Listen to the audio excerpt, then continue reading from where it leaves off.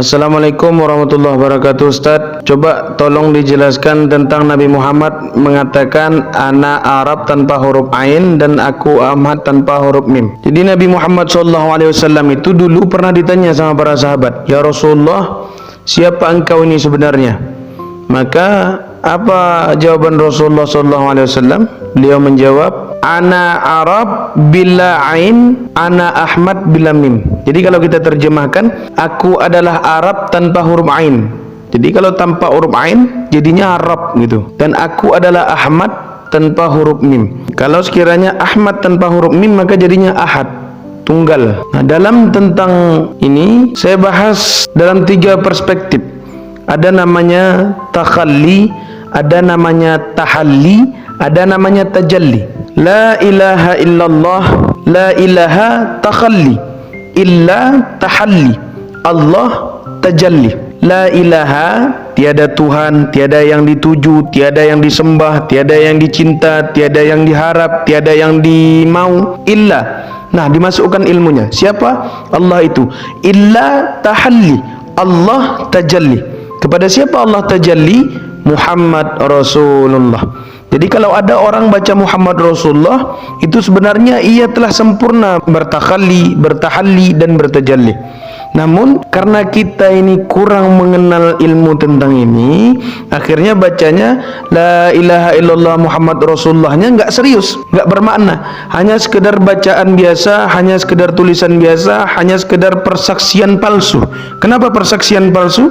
Selama ini kita bersaksi, kita menyatakan aku bersaksi, asyhadu an la ilaha illallah, aku bersaksi bahwasanya tiada Tuhan yang berhak disembah melainkan Allah. Padahal ketika disuruh menjadi saksi, namun kita nggak mampu menjadi saksi. Orang yang bisa menjadi saksi itu orang yang mampu melihat, yang sudah melihat kejadiannya secara langsung.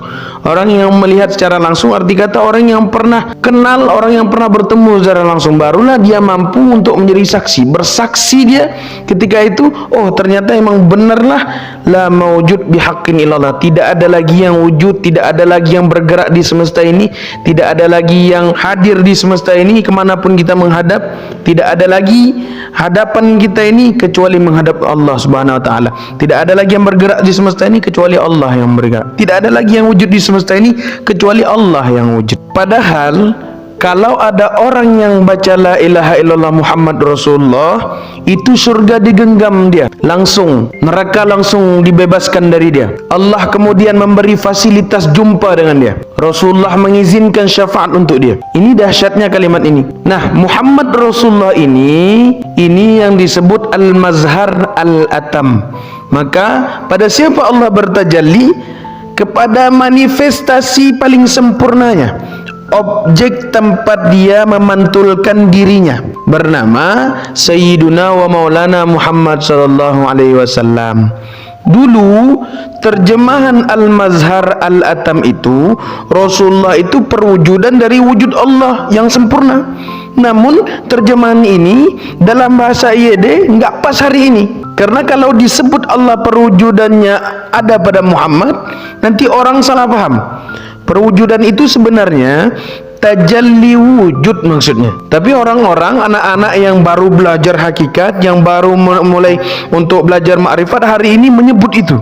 Bahkan udah ulama saja bisa keliru. Perwujudan Allah, Muhammad perwujudan Allah. Orang kira apa? Muhammad itu wujud Allah. Sampai ada seorang kiai itu di salah satu tempat di Indonesia ini itu difatwakan sesat oleh Majelis Ulama Indonesia. Kenapa? Karena menggunakan istilah bahasa lama. Jadi kenapa pada kesempatan kali ini saya bahas tentang ini? Karena hal ini sudah living dalam alam bawah sadar orang-orang, sudah hidup di alam bawah sadar orang-orang yang suka ngaji hakikat. Jika setiap ulama dulu, bahkan para raja-raja, menteri-menteri, ulama-ulama, mereka selalu merevisi makna hal ini dengan menerjemahkannya, merevisi terjemahnya, maka kita hari ini wajib merevisi terjemahan yang sesuai dengan bahasa zaman kita ini. Ini yang dimaksud dengan Nabi SAW, anzilun nas manazilahum. Hendaklah engkau tampakkan sikap manusia sesuai dengan manzilahnya, zamannya, posisinya, tempatnya.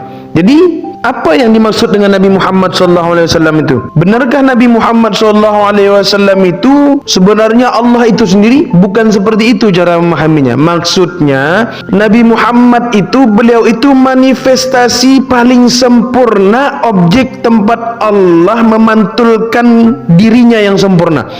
Nah, jadi kesempurnaan akan wujudnya yang kosong ini tadi sempurna pada insan yang bernama Muhammad, sempurna pada kekasihnya yang bernama Sayyiduna Maulana Muhammad SAW. Makanya Rasulullah itu tidak bisa iblis itu menyerupai Rasulullah. Kalau kamu bermimpi bertemu Rasulullah, maka pastilah itu Rasulullah, karena iblis tak mampu untuk mengaku sebagai dia.